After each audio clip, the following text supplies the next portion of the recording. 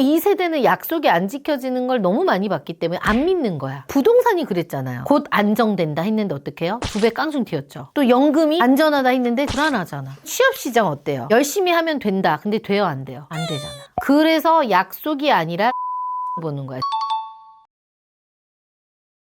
PD님들, 제가 재미난 거 하나 알려드릴까요? 뭐요? 저는요, 이 사람의 외모, 뭐 이런 거를 보고 이 사람의 나이를 맞추는 게 아니라 제가 상담할 때 질문 딱 하나만 해도요, 이 사람이 80년대생인지 90년대생인지 정확히 알 수가 있어요. 80년대생들은요, 이렇게 얘기해요. 대표님, 저 좋은 분 소개해주세요. 대화 잘 되고 사람 좋은 거, 그거 봐요. 이렇게 얘기를 한다면 90년생들은 어떻게 얘기를 하냐? 대표님, 먼저 제가 확인할 게 있어요. 이 조건 안에서 가능한 풀이 몇 명인지, 연봉, 자산, 뭐 학벌 이런 거 다 포함해서요. 이거 완전 스펙시트 보는 거 아니에요? 어떻게 보면 되게 차갑다, 사람을 만나러 온 게 맞냐 이렇게 얘기할 수 있지만 이 세대는 부동산이 1억에서 뻥충 뛰어서 막 10억으로 가는 그런 것까지 본 세대잖아요. 그러니까 월급을 모아서 집을 산다는 이 공식이 눈앞에서 깨지는 걸 목격한 세대이기 때문에 더 이런 거를 따질 수밖에 없어요. 그래서 오늘은 90년대생들이 결혼 시장의 규칙을 어떻게 바꿔놨는지 현장에서 직접 체감한 차이 3가지에 대해서 자세하게 이야기해 볼게요. 첫 번째입니다. 소개해 주세요 대 데이터 주세요입니다. 80년대생들은요, 결혼을 여정으로 봐요. 좋은 사람 만나면 자연스럽게 흘러가겠지 이런 마인드가 조금 있단 말이죠. 근데 90년대생들은 확실히 결혼을 프로젝트로 봅니다. 조건 맞으면 진행, 아니면 노. 너무 확실해. 이제 매칭 매니저님들이 프로필을 이렇게 건네주잖아. 조금 마음에 들지 않더라도 80년대생들은 한번 만나볼게요. 이게 좀 돼요. 근데 90년대생들은 100% 다 그런 건 아니지만 이 사람 부채 있어요? 노 되어 있어요? 확실한 거예요? 이렇게 집요하게 물어봅니다. 근데 단순히 이게 저의 느낌과 생각만이 아니에요. 보건사회연구원의 데이터가 이거를 뒷받침해 줍니다. 1990년대 출생 코호트에서 결혼 필요성 인식이 뚜렷하게 하락됐다고 데이터가 뒷받침하고 있어요. 근데 대표님 갑자기 코호트는 무슨 말이에요? 코호트라는 거는요, 같은 시기에 태어난 사람을 하나로 묶어서 비교하는 것을 얘기해요. 1990년에서 1999년 이 사이에 태어난 사람들을 90년대생 코호트라고 한대요. 이 사람들은 같은 시대를 살았으니까 비슷한 경제 환경을 공유하고요, 결혼관도 비슷한 패턴을 보이는 거야. 그래서 이 연구소에서 세대별로 묶어서 비교하는 거죠. 그럼 대표님은 저희는 80년대생 코호트네요? 90년대생인데요.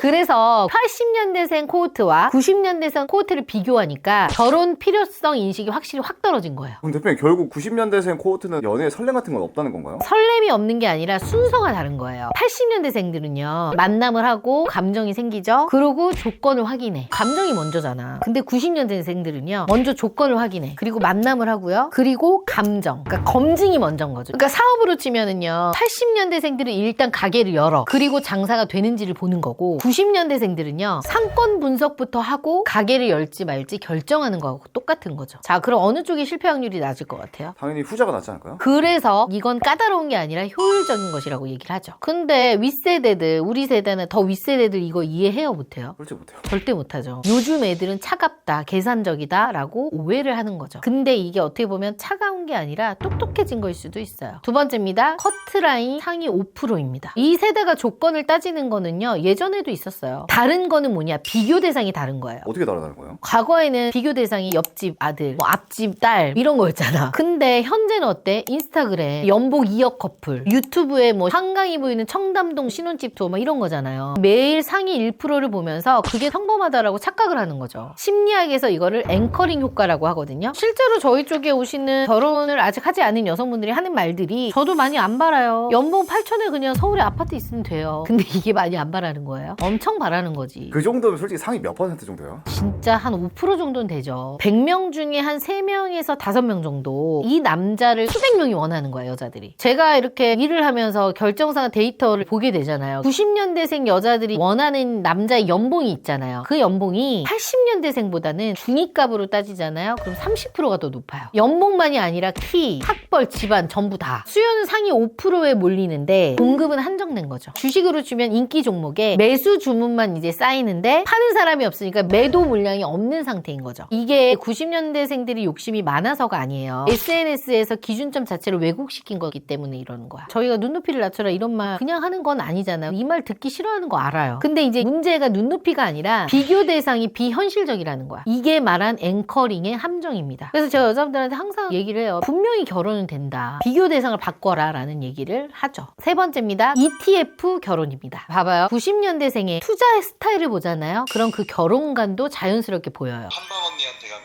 결혼할 수 있나요? 물론이죠. 1대1로 꼼꼼하게 관리해주고 철저하게 객관화를 할 수 있는 피드백을 주고 매니저가 딱 달라붙어서 어떻게 해야 할지 컨설팅해주는 전문가를 찾아오세요. 한방 언니가 함께 고민하고 도와드리겠습니다. 요즘 똑똑한 90년대생들 코인 해요 안 해요? 안 하는 것 같은데요? 개별 종목 리스크가 크죠? 잘 안 사려고 하잖아. 그래서 뭘 사요? ETF를 사는 거죠. 검증된 거 분산 투자를 하는 거죠. 근데 결혼도 마찬가지야. 나중에 잘 될 사람이 아니라 이미 증명된 사람을 찾는 거죠. 이런 게 있어요. 상담할 때 남자분들이 저 지금 20억 모아놨는데 앞으로 한 5년 안에 100억 모을 거예요. 이런 남자들 있을 수 있잖아. 그렇게 해서 저희가 여자들한테 소개를 해요. 그럼 80년대 여성분은 지금 20억 있어요? 한번 만나볼게요. 라고 만나지만 90년대 여성분은 어떡할까요? 100억 만들고 오라고 하세요. 이거 너무 냉정한 거 아니에요? 냉정한 게 아니라니까요. 왜냐면 이 세대는 약속이 안 지켜지는 걸 너무 많이 봤기 때문에 안 믿는 거야. 부동산이 그랬잖아요. 곧 안정된다 했는데 어떡해요? 2배 깡충 튀었죠. 또 연금이 안전하다 했는데 불안하잖아. 취업시장 어때요? 열심히 하면 된다. 근데 돼요? 안 돼요? 안 되잖아.